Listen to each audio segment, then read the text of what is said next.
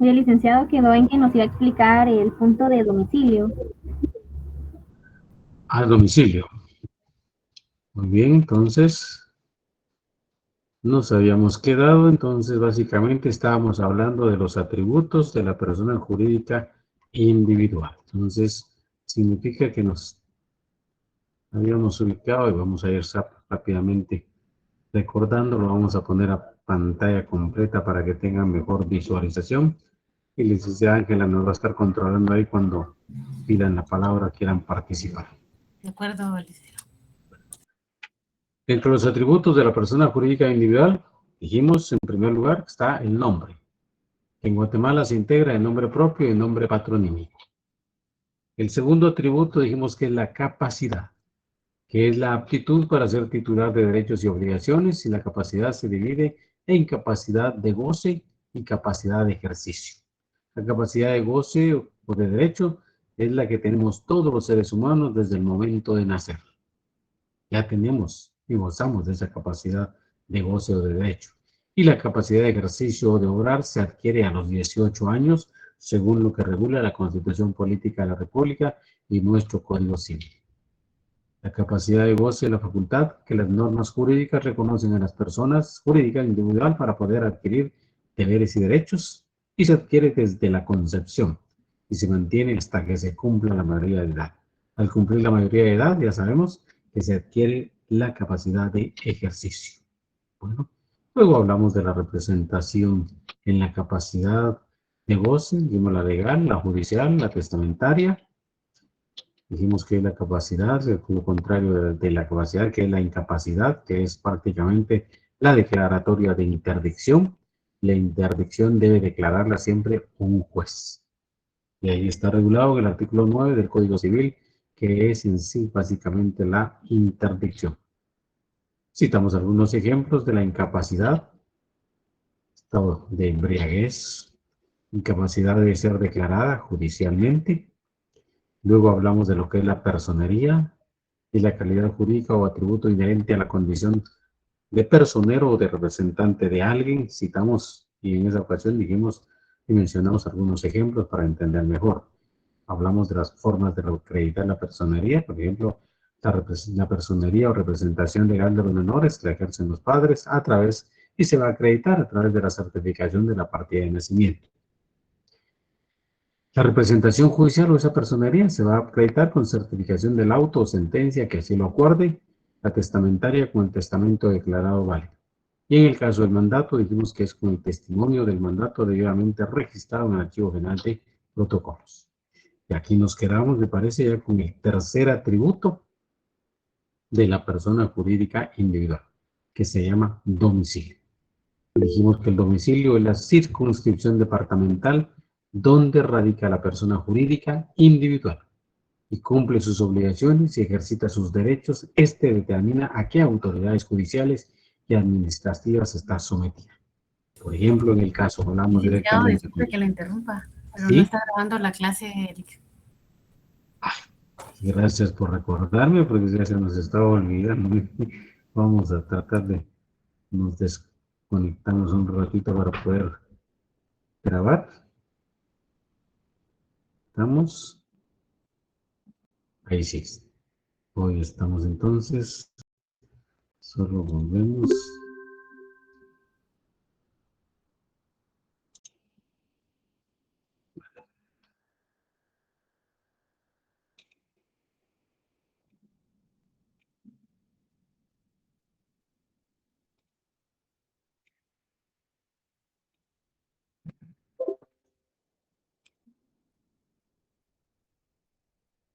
Muy bien, entonces hoy sí. ¿Sí tenemos pantalla ya de qué lado? Sí. Sí, Sí, está licenciado. Muy bien, gracias. ¿Cuál es la importancia del domicilio como tercer atributo de la persona jurídica individual? Si decimos que el domicilio es la circunscripción departamental donde radica la persona jurídica individual, donde cumple sus obligaciones y también ejercita sus derechos, este determina a qué autoridades judiciales y administrativas está sometido. Citamos el ejemplo para entender la importancia vital de lo que es el domicilio. Decíamos que si usted llega un momento determinado a comprar un electrodoméstico, hablemos de una refrigeradora de un valor de 10,000 quetzales, pero usted no tiene todo el dinero para comprarlo al contado.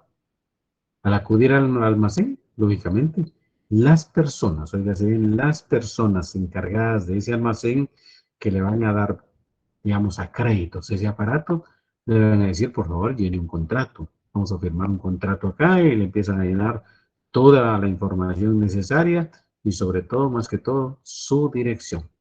Y le van a decir, por favor, deme su dirección, dónde vive usted directamente, si usted vive acá en el departamento, o usted, le van a hacer preguntas como para, usted dirá, ¿y por qué tantos datos?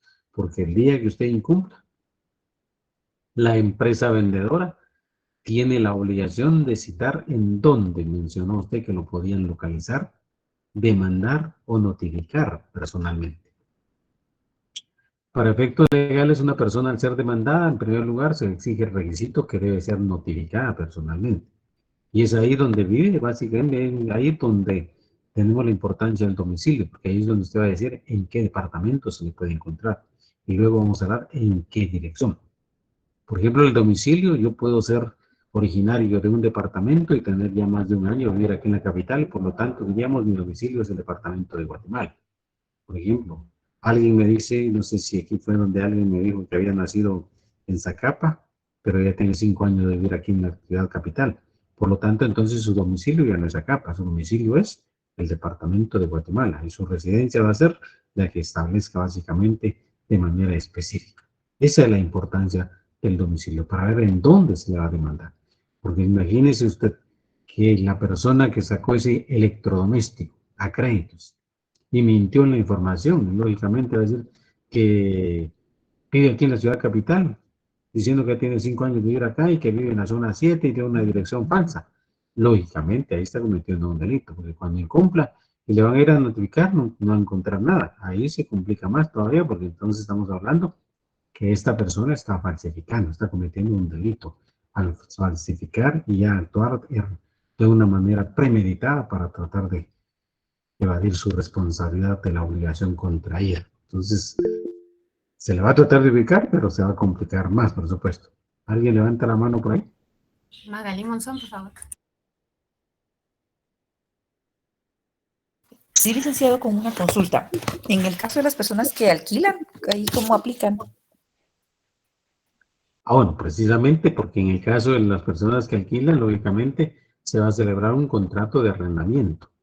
Y en el contrato de arrendamiento las personas dicen de una vez, hay una cláusula donde queda establecido que el arrendatario dice que fija como lugar de su residencia el inmueble objeto de este contrato, el objeto de arrendamiento, y que él fija esa dirección para ser notificado en forma personal y todas las que ahí se le hagan serán legalmente válidas. O sea, ahí se está fijando ya un domicilio y hasta ese domicilio voluntario, porque ahí es donde ahora, lógicamente, si la casa está alquilada y tiene una dirección y todo, el día que incumpla ahí se le va a notificar, ahí, aunque ya se haya ido a la casa, pero ahí son válidas las notificaciones.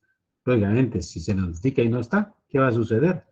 No se va a presentar al juzgado y entonces al no presentarse al juzgado, las consecuencias es que a este se le va a declarar rebelde. Y la rebeldía significa que todo lo que yo esté diciendo se va a tomar como certero, cierto, básicamente, ante el juez. Eso es lo que establece básicamente la ley. Entonces, en este caso, no hay mayor problema, porque en la misma escritura de arrendamiento, ahí dice en dónde puedo yo localizar al inquilino o al arrendatario, como se le llama también. No sé si esa era la duda, Magalén. Sí, licenciado, gracias. Muy bien. Entonces, a lo que quiero que nos quede claro, por favor, que el domicilio no necesariamente, como algunos dicen, miren, pero yo soy de Quetzaltenango, yo soy de Huehuetenango, allá en mi domicilio. Pero entonces la pregunta es, ¿cuántos años tiene de estar viviendo aquí en el departamento de Guatemala o en el municipio de Guatemala? Por ejemplo, alguien que sea originario de un departamento, que me diga, por favor, solo para ejemplificarlo aún más todavía con claridad. Así que muchos, por favor, me dicen. Yo soy de Huehuetenango. Muy bien. ¿Cuántos años tiene de vivir acá y en dónde vive? ¿En qué zona? Tengo como 16 años y vivo aquí en zona 8 de Misco. Ah, quiere decir que entonces la ley dice que para considerarse ya domicilio, la persona dice que debe radicar en un mismo lugar mínimo un año, no digamos ya sobrepasando.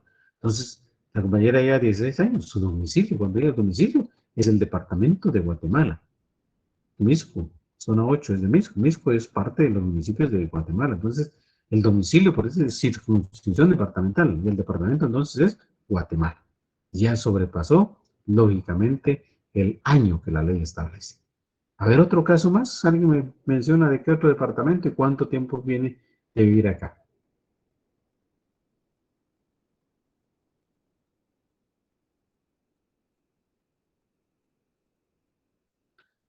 Creo Todos que no son de entendí. piedra. No. Licenciado, Ajá. yo tengo una pregunta. Es que yo tenía una compañera que ella era del Salvador, así como ella también cuenta, ¿verdad? Claro, digamos ella, si es de El Salvador, pero ya tiene tantos años vivir aquí en el departamento de Guatemala, aquí es su domicilio. Aunque aquí hay un caso muy excepcional, porque recuerdes que ella tiene una nacionalidad distinta. Entonces aquí tendríamos que hablar de su domicilio, que aquí en el departamento de Guatemala, siempre y cuando su situación migratoria, su estatus migratorio, como se le llama, es legal. Porque si es ilegal, lógicamente eso es incierto, no hay seguridad. Ella con facilidad podría contratar, comprar un electrodoméstico, fijar que vive en zona 7, pero en cualquier momento se cambia de lugar o se va para El Salvador, etcétera. Nunca va a poder cumplir, no se le va a poder ubicar. Si el domicilio lo que se pretende es ubicar a la persona para que cumpla con sus derechos y obligaciones. Ok, muchas gracias, licenciado. Eh, Bueno, si no hay otra experiencia más de otros compañeros de otros departamentos, allá levanten la mano. Buenas tardes, Marcelo. licenciada. Disculpe, licenciada. Bueno, en el caso de mi mamá es de Mazatenango, pero ella ahora tenemos como 10 años de vivir aquí en Guatemala, o más creo que tiene ella. Durante todo el tiempo que vivieron allá en Mazatenango, es Suchitepeques, básicamente, sería básicamente el departamento, su domicilio sería Suchitepeques, pero si ya tienen 10 años de vivir aquí en el departamento de Guatemala, en cualquiera de los municipios o zonas de aquí en la capital, ya sobrepasó y por lo tanto su domicilio ya es el departamento de Guatemala. Ok, gracias, Licenciado, aquí hay una diferencia, ¿verdad? El lugar de domicilio y el lugar de origen. O sea, de origen es donde uno nació, ¿verdad? Y El lugar de origen ese es el sigue siendo, aunque uno se haya venido a vivir a otro lugar desde muy pequeño. Ajá, por ejemplo, el lugar de origen es el lugar donde se nació. Imaginémonos a alguien, allá, o la compañera que citaba el caso de Huehuetenango. Ella nació, por ejemplo, en el municipio de Huehuetenango, departamento de Huehuetenango. Pero después se trasladaron aquí a la capital, quizás sus primeros 15 años los vivió allá y ahora viene, quizás ya tienen sus 5 o 6 años de estar acá. Lógicamente el domicilio de ella es el departamento de Guatemala, departamento de Guatemala. Lógicamente porque el origen directamente es donde nació, pero su domicilio es donde está viviendo y donde ya tiene más de un año de vivir, básicamente. Eso es el domicilio. Y no confundirlo con residencia, no confundirlo con vecindad, porque la residencia ya se identifica, ya se está personalizando, individualizando en la casa donde se vive. Eso es la residencia. La ubicación donde la vamos a encontrar más de manera específica. Y la vecindad se refiere a la circunscripción municipal. Porque yo no sé si alguno de ustedes todavía conoció las famosas cédulas de vecindad. Cuando si uno nacía, por ejemplo, en un departamento, en un municipio específico, ahí era su vecindad. Pero de repente ahora viajó a la ciudad Yo, capital. licenciado. Ajá. Por ejemplo, usted, ¿de dónde es originaria?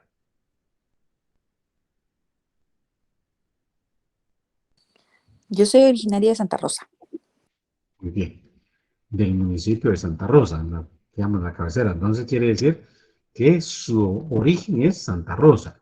Y ahí quizás usted vivió por muchos años, ahí tenía su casa, ahí, digamos, era su residencia.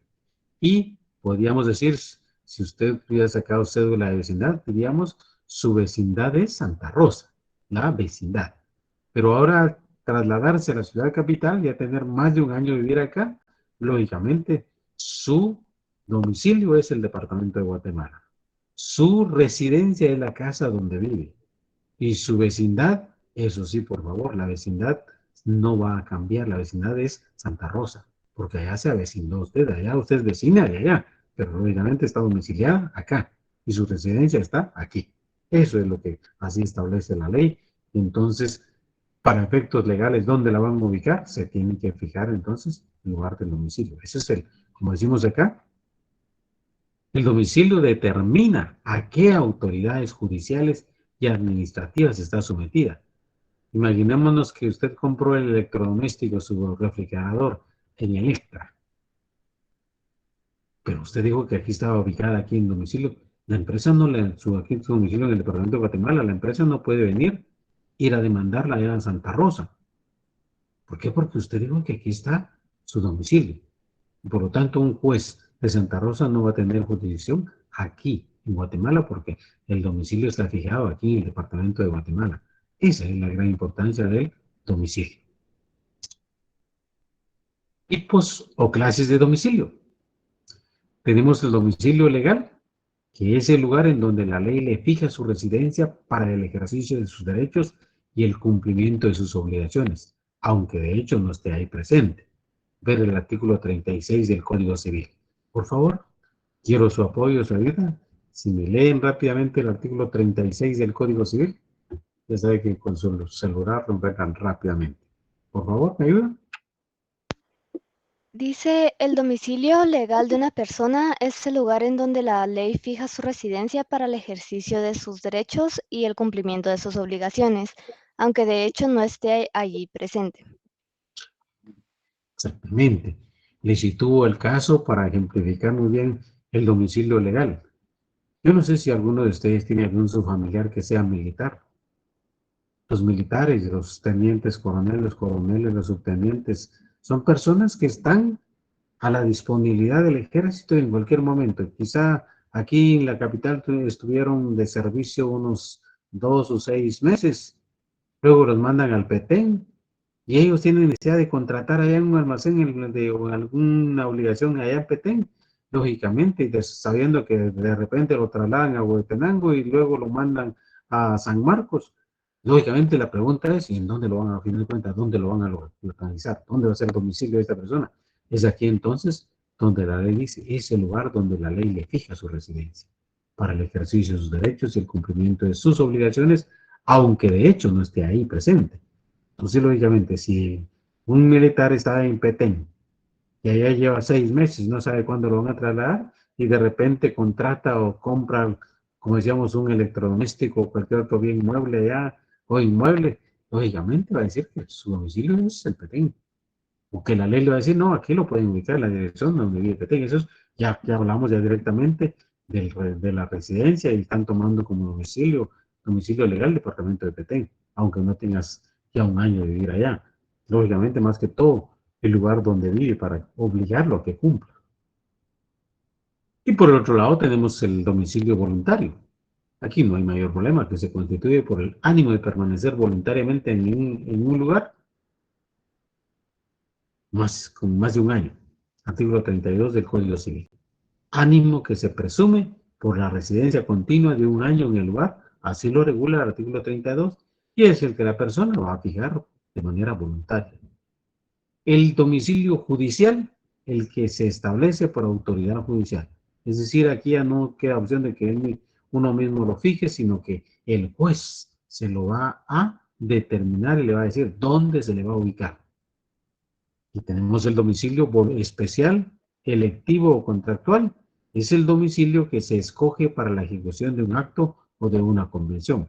Este puede darse otra vez en el caso de los militares, que ellos pueden dar, básicamente decir, bueno, mejor a mí me localizan en el lugar donde yo voy a estar ahora, va a ser en Quetzaltenango, etcétera, en una dirección, pero ahí se le está dando un domicilio especial, electivo o contractual. Las mismas personas van a establecer dónde se les puede ubicar. Muy bien. Pasamos ahora sí al cuarto atributo de la persona jurídica individual. ¿Alguien levanta la mano, por favor, con mucho gusto? Buenas tardes, licenciado. Fíjese que yo estoy inscrita en la SAT como pequeño contribuyente y actualizo mis datos, me pide un domicilio fiscal. Entonces, quería preguntarle a usted a qué se refiere cuando dice domicilio fiscal, porque aparte hay como varias opciones. El Ajá. domicilio donde uno está y no sé por qué después pide domicilio fiscal. El domicilio fiscal que solicitan siempre en la SAP va orientado a decir directamente dónde va a estar usted ubicado. Yo no sé si usted tiene empresa individual o simplemente sacó su número de NIC para alguna obligación y donde una vez usted ya quedó directamente inscrita como pequeña contribuyente. No sé a qué actividad se dedique, pero ¿tiene empresa o no? Porque si Sí tengo tiene una empresa, cafetería. ahora, ahí estamos. Entonces estamos hablando, usted dentro de su relación puramente de carácter tributaria, usted tiene ubicado la cafetería, básicamente, la ubicación, dónde va a estar. Ahí estamos hablando del domicilio fiscal. Si usted quiere decir, bueno, aquí voy a estar, aquí me van a encontrar, aquí voy a estar yo con toda mi contabilidad, con todos mis informes, con mi libro, etcétera. Ahí el domicilio fiscal va orientado más en dónde lo va a ubicar la SAT en un momento determinado para fiscalizarlo. A eso se refiere básicamente. Entonces, la mayoría de personas fijan el lugar donde está su establecimiento comercial, o en algunos casos, sí, mejor fijo mi casa, ¿no?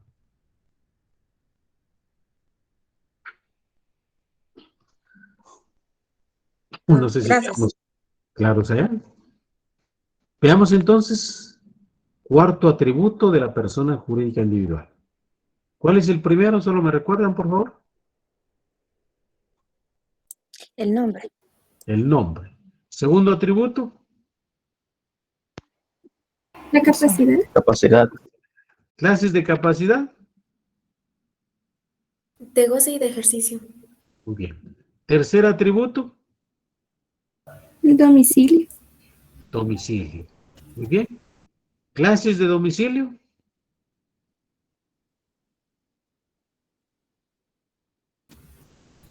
Voluntario, legal.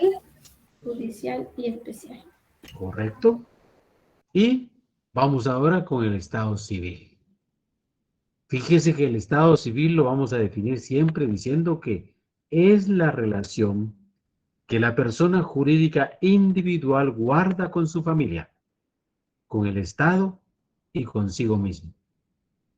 Estamos hablando entonces soltero, casado, padre, hijo, abuelo, nacional o extranjero, capaz o incapaz. El estado civil abarca todo esto que estoy mencionando acá. Por lo tanto, entonces a veces es incongruente cuando yo pregunto básicamente a alguien cuál es su estado civil, ¿qué contestarían ustedes? Casado. Muy bien. Y si alguien básicamente no ha contraído nupcias, es soltero. Pero fíjese que ahí solo me están contestando, diríamos, parcialmente lo que es el estado civil. Porque el estado civil, cuando hablamos de soltero, casado, es una parte básicamente de esa respuesta. Porque dice que el estado civil es la relación que la persona jurídica individual, es decir, cada uno de nosotros, guarda con su familia, con el Estado y consigo mismo. Cuando hablamos directamente con su familia, puedo ser soltero, puedo ser casado, puede ser mi situación de padre, de hijo o de abuelo. Aquí estamos hablando con mi familia. Esa es la relación que guardo con mi familia. Ahora, con el Estado, con esa relación que guardo con el Estado, prácticamente yo diría estaría siendo nacional o extranjero. O si hablo consigo mismo, me estoy refiriendo, puedo ser capaz o puedo ser incapaz. Unido todo esto, me estoy refiriendo a lo que es el estado civil. Es la relación que la persona jurídica individual guarda con su familia. ¿Y cuál es eso de con su familia? Puede ser soltero, casado, puedo ser padre, puedo ser hijo, puedo ser abuelo. O, si hablamos básicamente, entonces, con el Estado, puedo ser nacional o puedo ser extranjero. O consigo mismo, me refiero que soy una persona capaz o incapaz. A eso básicamente es lo que realmente se refiere esta situación. Bueno, Hacemos entonces. Por supuesto, no sé si quedó claro el estado civil, por favor. Se me olvidó hacer la pregunta, el interrogante. ¿Estamos claros? Sí, licenciado. Muy bien. Si no hay preguntas, estoy asumiendo que sí. Entonces, paso rápidamente, ahora sí, al quinto atributo de la persona jurídica individual, que es el conjunto, el patrimonio, se refiere al conjunto de bienes, derechos y obligaciones, así como cargas valorables o estimadas en dinero. Aquí cité un ejemplo nada más muy sencillo de esta colección de vehículos. Puede ser que una persona individual le guste la colección de vehículos y haya comprado varios vehículos allá, entonces por lo tanto diríamos, ese es su patrimonio, tiene patrimonio estimable, conjunto de bienes, derechos, los bienes son los bienes muebles, son esos vehículos. Derechos, porque va a tener el derecho de ser propietario, de usarlos. Y obligaciones, quizá todavía debe algunos, los está pagando. Entonces, por lo tanto, esas son obligaciones.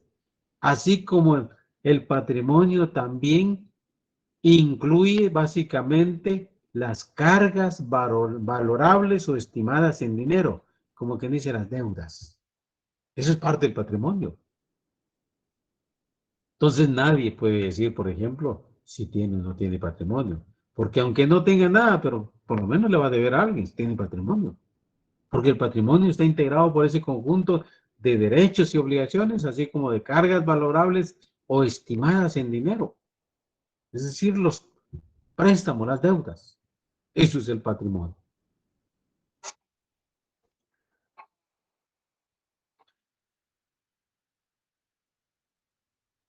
Resumimos entonces los atributos de la persona jurídica individual: nombre, capacidad, domicilio, estado civil y patrimonio.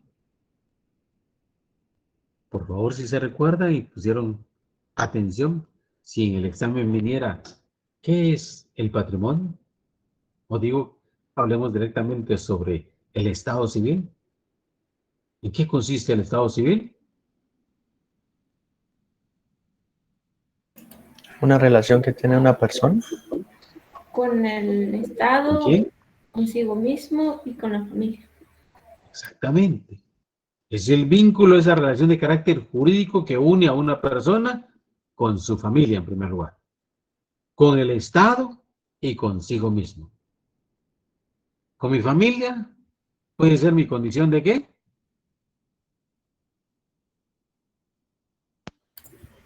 Si es hijo, madre o padre. Estado civil. Soltero, casado, hijo, abuelo, nieto. Eso es la relación, esa es la primera parte. ¿Y con el Estado cuál es?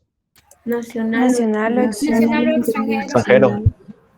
¿Y consigo mismo? Capaz, Vamos, abuelos. Eso sí. Ese es el Estado civil. Ahora, ¿en qué consiste el patrimonio? Conjunto de bienes, derechos u obligaciones. Perdón. Muy bien. Entonces quedamos claros que en el patrimonio nadie, absolutamente nadie puede decir, yo no tengo nada, yo no tengo patrimonio. Si el patrimonio, en primer lugar, para decir que hay patrimonio, dice que son ese conjunto de bienes que son estimables en dinero. El hecho simplemente que usted diga, yo no tengo nada. Yo me pregunto, mire, su vestuario que lleva el día de hoy, que tiene el día de hoy, ese costó una suma de dinero, por muy cara, muy barata que sea, pero eso es patrimonio. El lapicero con el que usted está escribiendo está estimable en dinero, sí. Ya, pero apenas costó un quetzal, pero es patrimonio. Y si aún dijera yo no tengo nada, licenciado, bueno, solamente le debo a fulano de tal, eso es patrimonio, si también las deudas, o sea, las obligaciones, es parte del patrimonio, porque es estimable en dinero. No sé si hay alguna pregunta hasta aquí donde vamos, por favor, ¿sí? ¿Le escucho?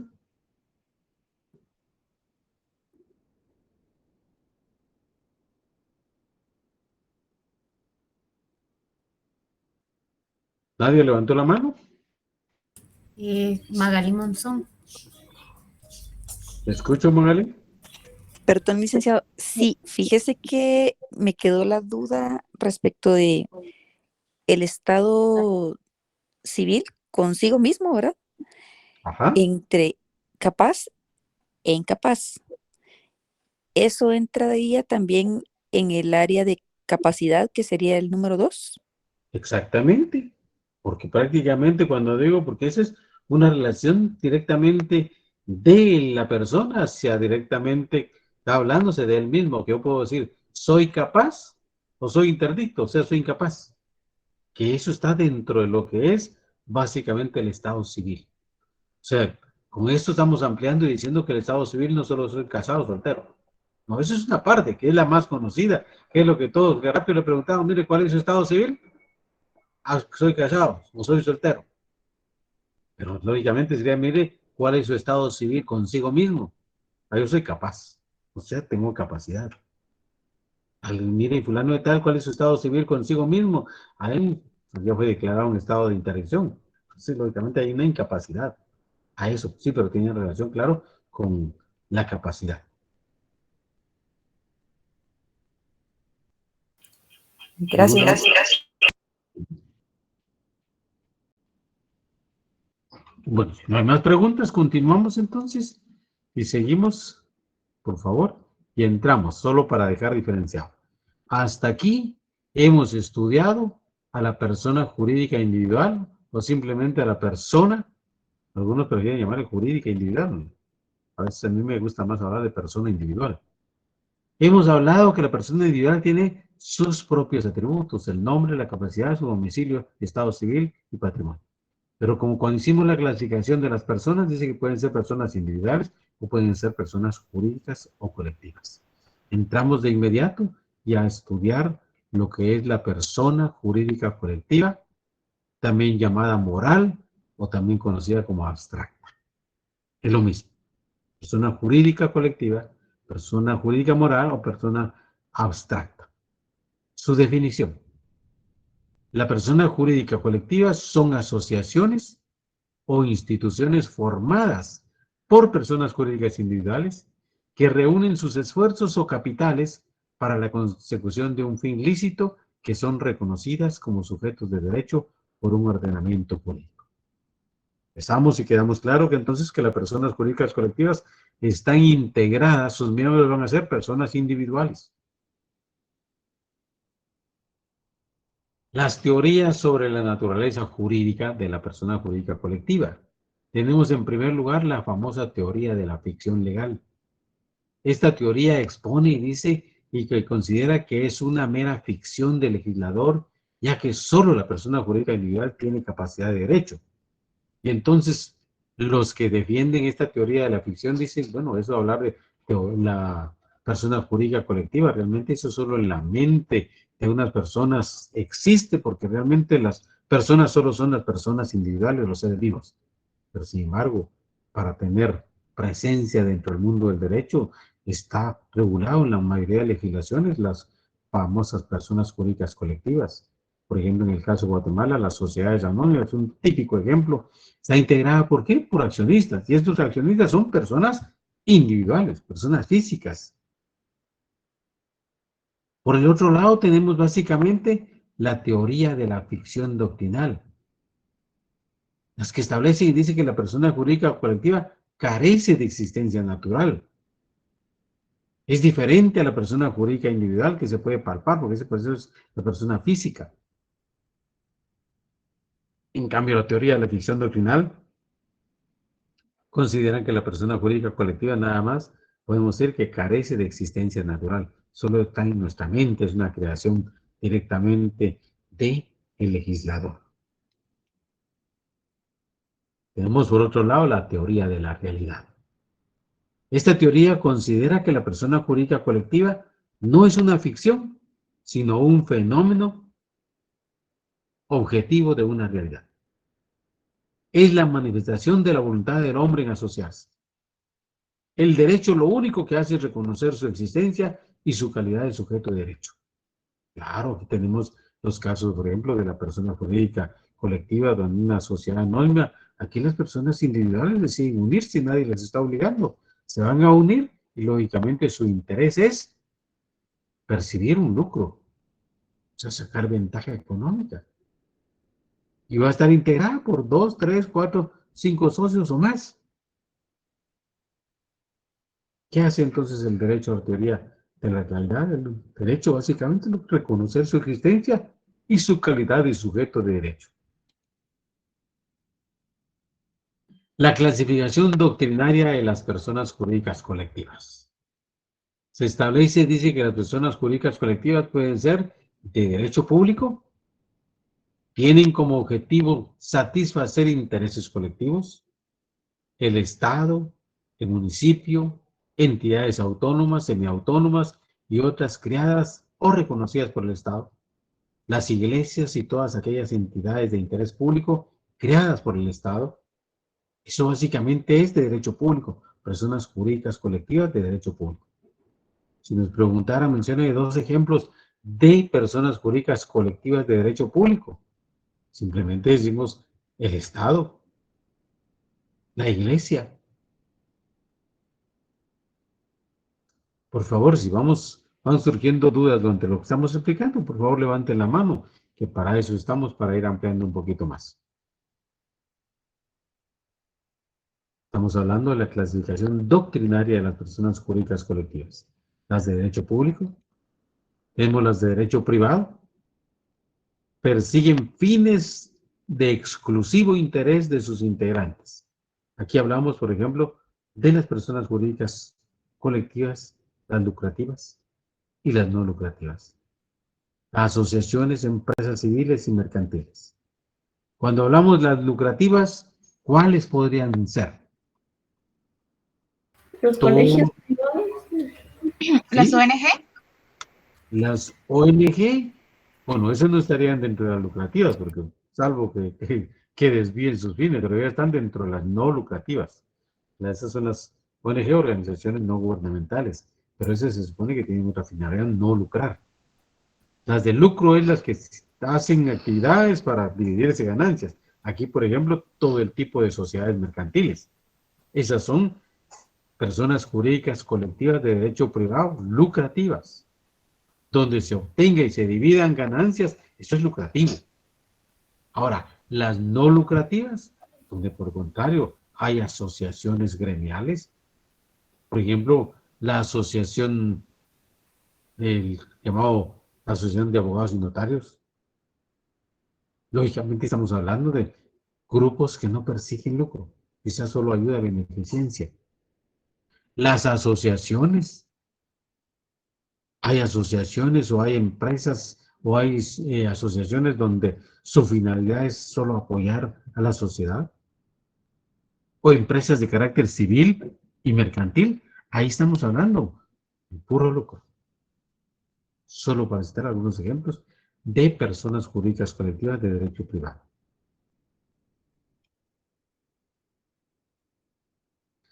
Vamos con las personas jurídicas colectivas especiales.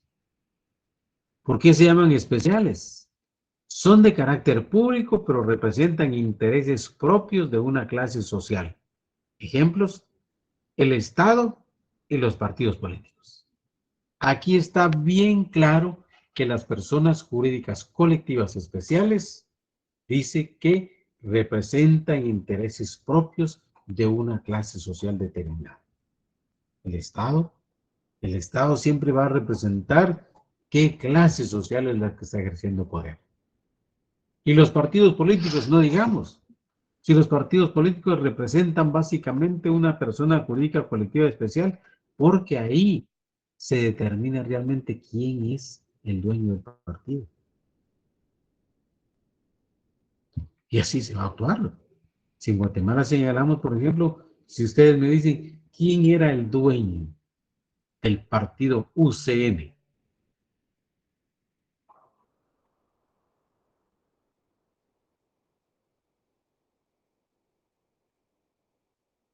María Estrada, ¿no? Mario Estrada. Y ustedes saben que Mario Estrada está preso allá en Estados Unidos, ya condenado. Sin embargo, el partido ya estaba en trámite de cancelación. Sin embargo, algunas situaciones surgieron por allá o se dieron, yo no sé, y ahora aparece que el hijo de él fue nombrado secretario general del partido. O sea, eso va dentro de familia. Si preguntáramos de otro partido, allá por favor, levanta la mano. Katie Toledo. Sí, buenas tardes, disculpa, tenía una pregunta. Entre estas entidades especiales de carácter público pueden encontrarlos todos los ministerios. El Ministerio de Educación, de Finanzas Públicas, el de Salud. Exactamente, estamos hablando básicamente de personas jurídicas colectivas, también de carácter público, y eso es lo que vamos a ver más adelantito en la siguiente. Por ejemplo, por aquí tenía una, se me fue donde, bueno, aquí vamos a entrar ya directamente más adelantitos. Entonces, pero sí, de antemano le digo que sí, las personas adicionales están ahí ubicadas directamente en las personas especiales, las personas jurídicas colectivas especiales, resaltando de manera especial acá, en la primera clasificación, el Estado y los partidos políticos. He citado un ejemplo de un partido en especial. Si yo hablo directamente y les pregunto, solo para que vean que tengamos conciencia, ¿quién es el propietario? ¿O quién es? ¿O quién? El propietario del partido de la Unidad de Esperanza, la Unidad, la UNE. Sandra Torres. Sandra Torres. ¿Quién es el propietario dueño del partido unionista?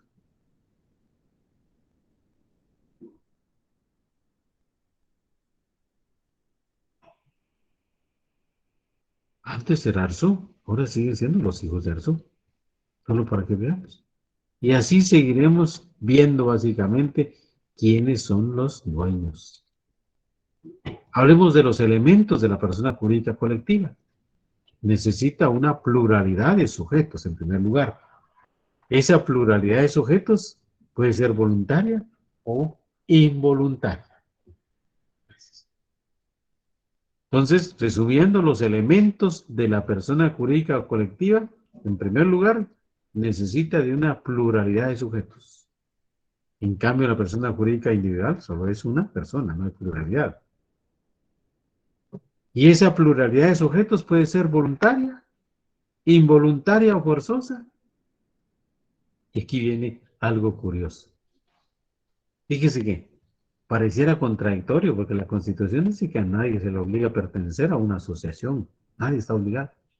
Sin embargo, hay una excepción en la misma Constitución. ¿Cuál creen ustedes que es?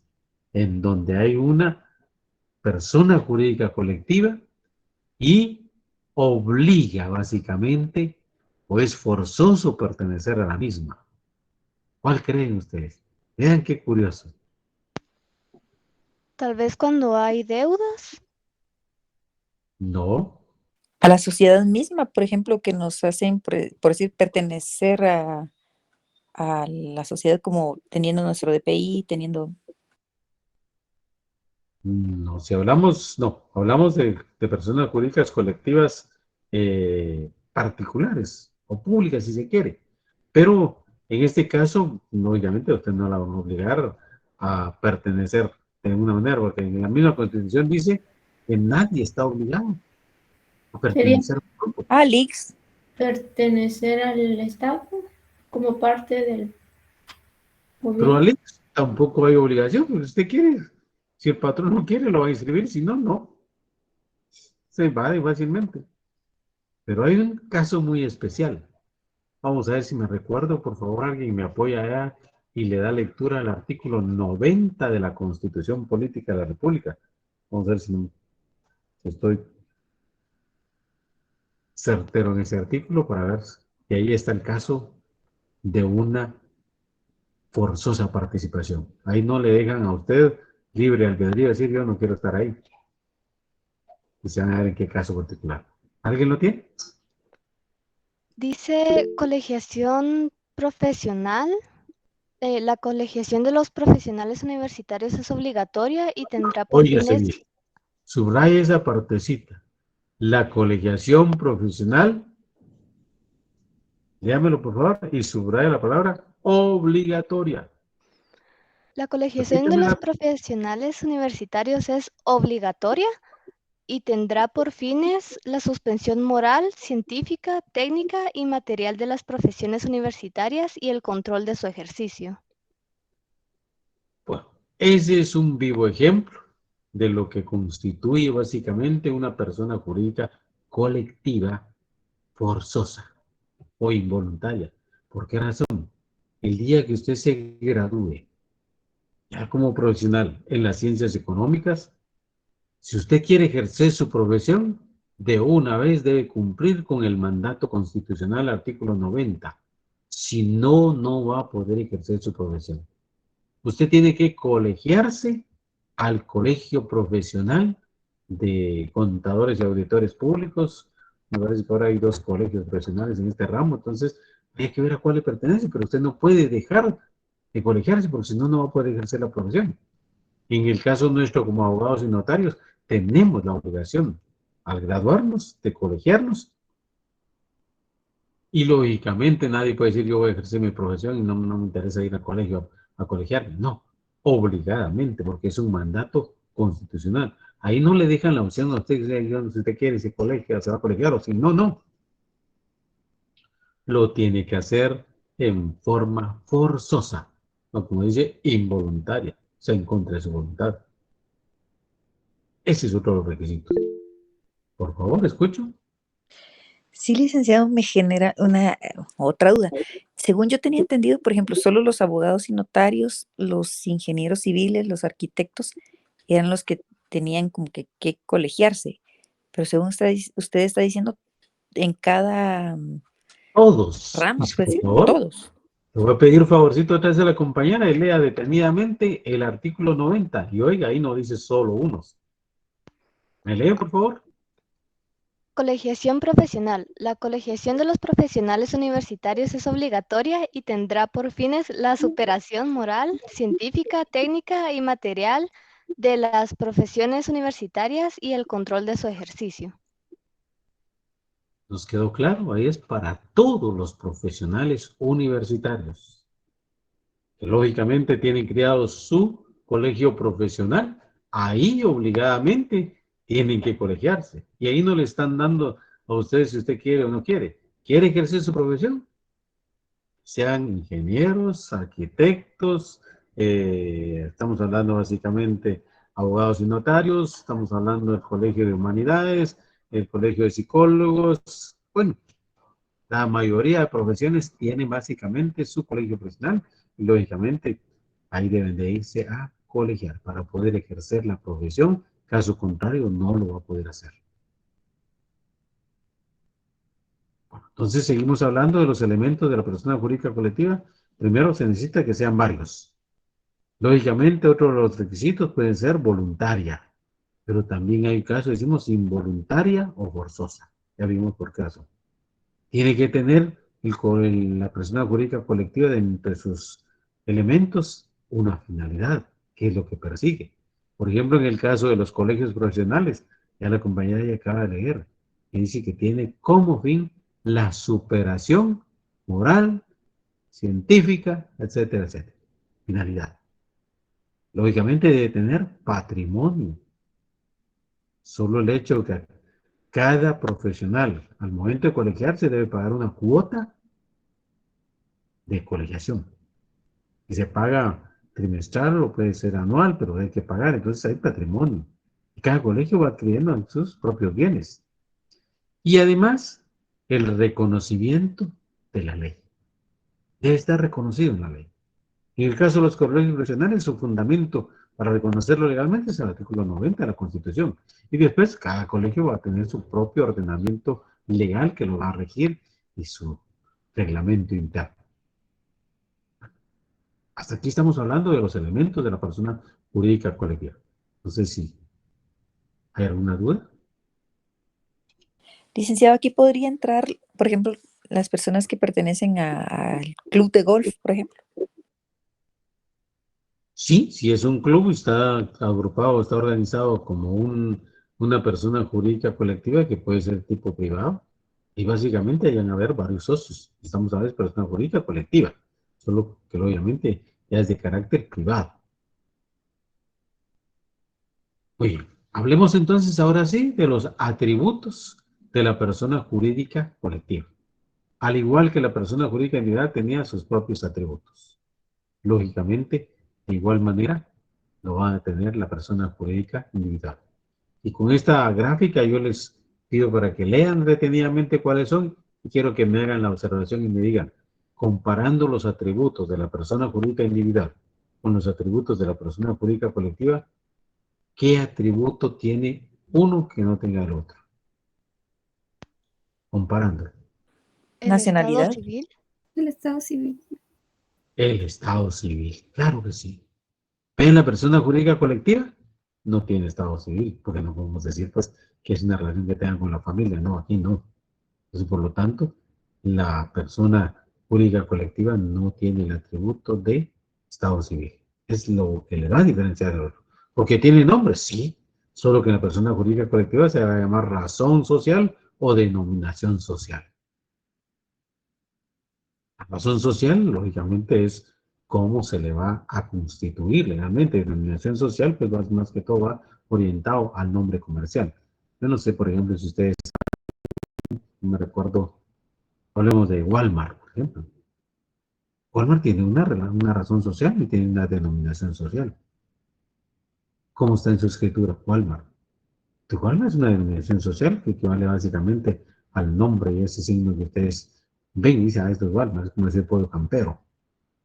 Pero las razones sociales están organizados básicamente, no recuerdo si Walmart está como grupo inmobiliario, no grupo de bienes, no sé, tiene un nombre, operadora de productos sociales, no, algo así, no recuerdo exactamente el nombre, eso es básicamente la Operadora razón de tiendas, creo que es.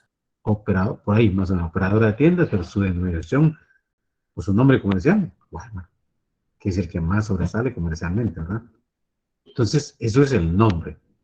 Y el nombre debe estar inscrito, tanto cuando se inscribió o se autorizó la sociedad, puede estar inscrito en el registro mercantil como en el registro de marcas y patentes. Luego, el segundo atributo es la capacidad. También la capacidad implica básicamente su capacidad para contraer derechos y obligaciones. Puede ser dentro del mundo mercantil, va a estar tratando de contratar, comprar productos, vender productos, eso es dentro de la capacidad realmente, a través de sus representantes legales. El domicilio, de igual manera, va a estar compuesto básicamente del lugar en donde está constituido. La nacionalidad, pues a qué país pertenece, y su patrimonio es el conjunto de bienes que conforman básicamente a esa persona jurídica colectiva. Lo veamos. Entonces, resumiendo, acá se me estaba olvidando esta partecita.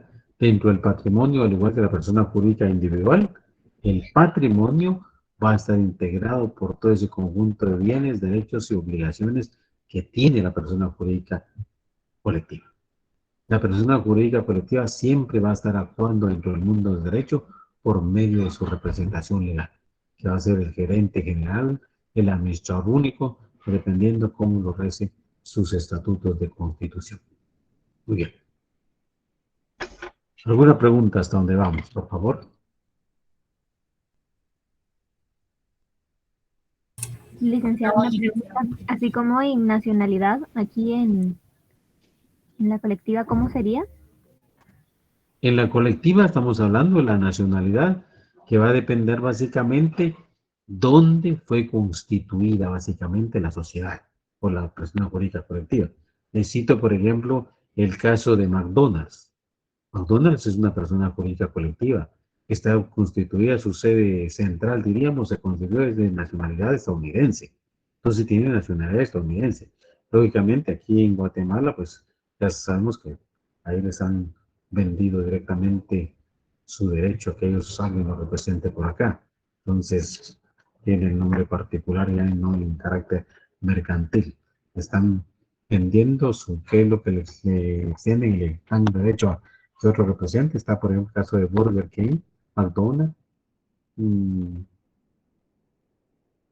¿Alguien me recuerda? ¿Va a ser alguna otra empresa de estas grandes que tienen también sucursales aquí en Guatemala? Pero básicamente Walmart no es de acá. No, exactamente, la franquicia. La franquicia es la que quieren. Los guatemaltecos que quieren franquicia acá. Es decir, le compran o le pagan un derecho a la central para que ellos puedan explotar ese nombre comercial y puedan tener las mismas reglas y especificaciones del producto original. Ustedes saben, por ejemplo, McDonald's se esmera básicamente porque todos los que trabajan ahí tengan atención al servicio al cliente. ¿Sabían ustedes el secreto, por ejemplo, de McDonald's fue que dice que creció demasiado y rápidamente por la atención y rapidez al público? Y esa es la mentalidad. McDonald's lo que se tiene, rapidez. Alguien ya va a comer, por eso comida rápida, ellos que se supone que se lo van a servir lo más rápido para que no pierda tiempo. Entonces, la nacionalidad entonces va orientada. En el caso, por ejemplo, de Pollo Campero. ¿Qué nacionalidad tiene Pollo Campero?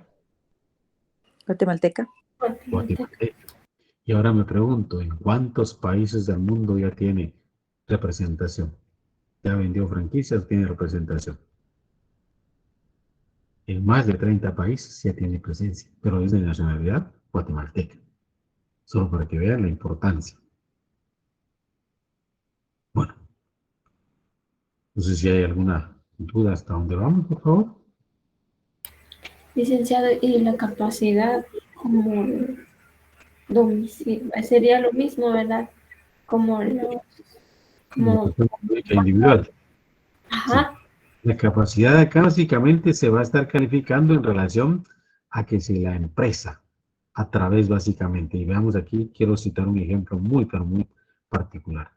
Hay empresas o hay personas jurídicas colectivas, y hablemos básicamente, imagínense, se formó un grupo inmobiliario. Es decir, que esa sociedad fue creada por unos 3, 4 o 5 ingenieros que pusieron y aportaron capital. Y dice que ellos se van a dedicar a construir centros comerciales, edificios para vivienda, etc. Pero de repente, cuando solicitan y quieren emprender un proyecto, ese proyecto que están pretendiendo realizar tiene un costo aproximado de unos 5 millones de dólares. Y cuando venga la constitución de la sociedad, se dan cuenta que la constituyeron con un capital autorizado de 100,000 quetzales. Es incongruente con lo que están pretende desarrollar porque esta no tendría capacidad financiera. Ahí es parte de la capacidad que estamos alegando. Y a eso es lo que se refiere básicamente en relación a las personas jurídicas colectivas. ¿Cuántas personas jurídicas colectivas o sociedades anónimas se han formado, se formaron en aquella época con capital de 5,000 quetzales y se dedican hoy a negocios millonarios? Legalmente no tendrían capacidad. Bueno, pero en Guatemala, como todo se vale y todo se permite, ya se imaginan ustedes hasta qué punto hemos llegado. Bueno, hemos hablado de los atributos de la persona jurídica colectiva. Bueno, nos faltan casi 7 minutos para terminar. Yo quiero, para dejar concluir el próximo día y dejarlo y hacer un repaso, si es posible, de este tema, quiero dejarlo por acá. Terminando acá, nos quedamos concluyendo los atributos de la persona jurídica colectiva para empezar el próximo día con el tema de la relación jurídica. Para que me recuerden, por favor, próximo día, el tema de la relación jurídica. Bueno, termino por acá. Si no hay alguna duda, alguna inquietud, yo les agradezco su atención. Primero Dios, nos escuchamos el próximo jueves. Les deseo una feliz tarde